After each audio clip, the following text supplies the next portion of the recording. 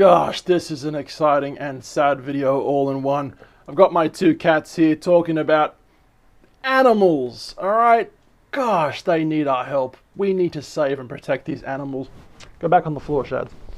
Or the lounge at least.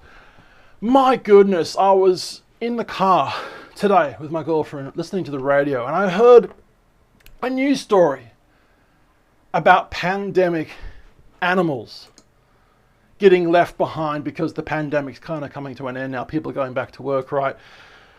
Take a look at some of these photos and these articles, right? People are abandoning their pandemic pets nationwide as, returns to work, right? We're all returning to work now. Gosh, that's fucking sad. Pounds are overflowing, dogs being dumped, as well as cats, right? As workers return to office. It's heartbreaking. Oh my God, I absolutely hate this. Dogs bought in lockdown are now being abandoned. Wow, I mean, words can't describe how saddening this is, right? Rescue me. Why Britain's beautiful lockdown pets are being abandoned. Would you abandon a child? I mean, this is terrible, right? I'm going to get to this in a second. There is a solution. There is a silver lining, a way to fix kind of this problem, right? I've had pets my whole life. This is my cat, Brittany. She has one eye. Let me just quickly show you her now. Look up there, Brittany. Good girl. Good girl. I've had cats and dogs and birds. Well, cats and dogs my whole life. I've got birds in the corner of my studio. Sometimes you guys see them. I've had them for maybe 15, 20 years, right? I'm not too sure what I'm doing with that camera angle. But anyway, the stories that I'm hearing, the videos that I'm seeing online of people abandoning their animals. That's not an animal, but my goodness, right? That's just terribly sad. The thing is, if you're gonna get a child, if you're gonna give birth to a child, you look after that child, right? Of course, some parents, for whatever reason, do abandon their children. That's unfortunate. It's unfortunate. I'm not going to go down that path today, but it's the same thing with an animal, right? If you're going to get an animal, if you're going to get a cat or a dog, treat that cat or dog as a part of your family, because it is a part of your family. You're feeding it. That animal, I keep going back to that baby for some reason, but that animal looks up to you every day as the thing that it loves. It loves you. Its whole life is you. The cat, the dog, whatever animal it is, if it's in your care, its whole entire existence is surrounding you. It's about you, right? It loves you and it wants to be with you, right? If you're not there, gosh, animals definitely feel depression, right? As humans do. It's pretty heartbreaking. Now, the reason I bring up the baby thing is this.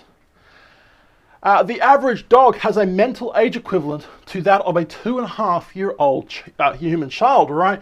This is measured by the number of words, signs, and signals that the dog can understand.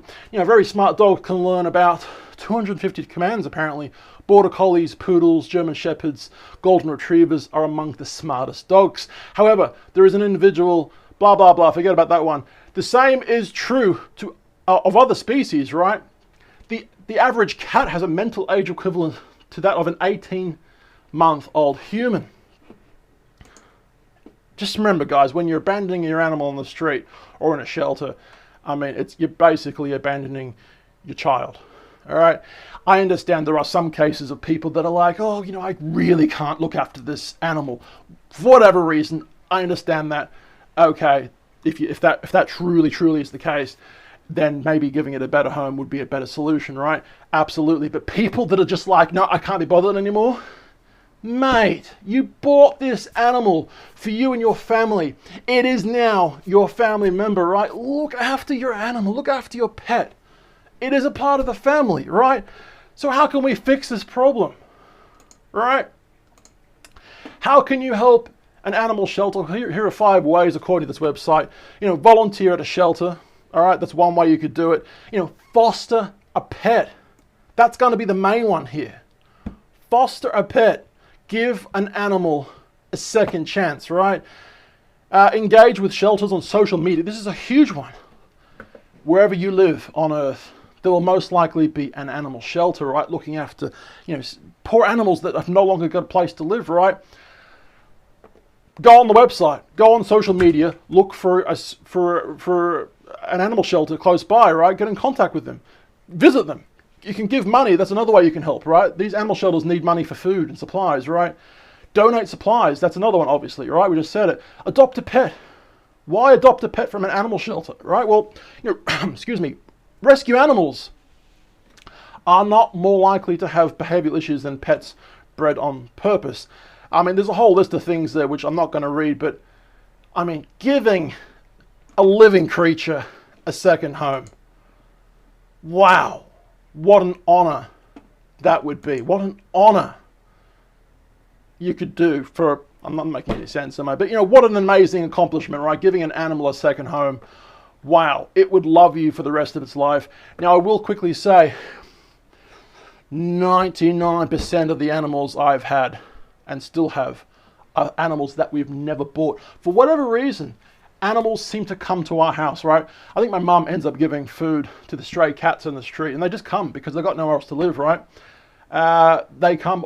We've had probably over 20 pets in my lifetime, and the majority of them are animals that have decided to live here. They've got an option to leave. We have a doggy flap. The cats use it, the dogs use it. I mean, obviously the dogs can't leave once they're in the back garden because the back garden's fenced, but they can come in and out of the back, but the cats can leave whenever they want, kind of thing. They all come back, right? We've even had chickens, multiple chickens for some reason, and even a freaking white rooster who had an attitude problem, who liked to attack our legs. They've all come to our house and we've adopted them. Birds that needed a home. They flew wild, well, how would I say it? Cockatiels, right? For whatever reason, chose to come to my back garden. Well, to be fair, my back garden is very bushy. It's a hugely bushy area, right? So I guess that they were attracted to it. But they basically humanized cockatiels that were, I'm guessing, escaped from an aviary. They were kind of tame. They weren't wild. They came to us for help, right? I don't know what it is. It's like there's a, beam of energy, radio signal out to all the animals. Come to our house, right? We adopt a lot of animals. And look, you guys can too. Go to an animal shelter and help one of these human IQ'd animals. Because at the end of the day, these animal shelters are, I mean, this is the last thing I'm going to say, right? I'm going to leave you with this. At the end of the day, these animals, if they don't get adopted, they will be put to sleep, right?